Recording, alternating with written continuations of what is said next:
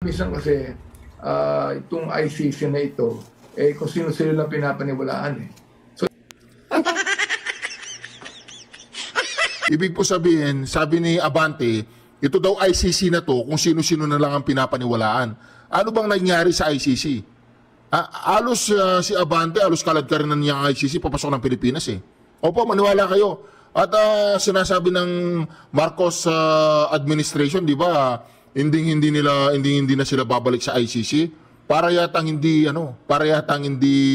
angkop doon sa kanilang deklarasyon. Pakinggan po natin ang mismong ICC yan.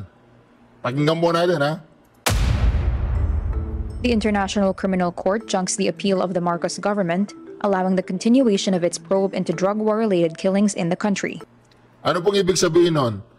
Yung Marcos administration daw, nag-apila sa ICC. Tingnan mo naman itong mga luko-luko na ito. Ang dinedeklara nila sa mga media, hindi na sila babalik sa ICC at hindi na babalik yung maging member ng ICC. Ngayon pala, yung kanilang appeal sa ICC ay ibinasura mismo ng ICC. Tuloy po natin para mas maliwanag, ulitin po natin. The International Criminal Court junks the appeal of the Marcos government, allowing the continuation of its... Hindi ko alam kung ito po ang ibig sabihin ng Madam Inday Sara na kung bakit hindi makapasok-pasok dito ang ICC. Kasi sabi ng ICC, wala namang matibay na ebidensya Ito pa. probe into drug war-related killings in the country. The majority rejects the fourth ground of appeal in its entirety.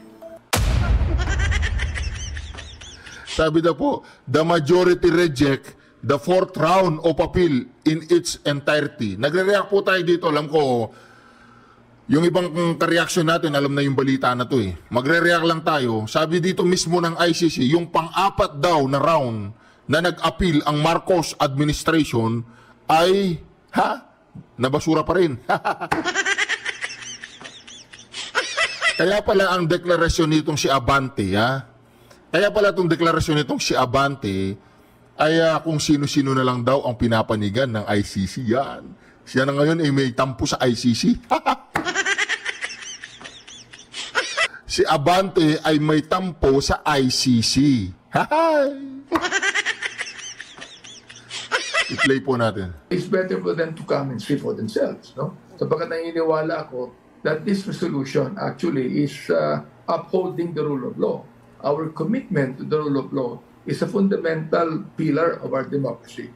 So sa akin, by cooperating with the ICC, even if after our withdrawal from the Rome Statute, we demonstrate that...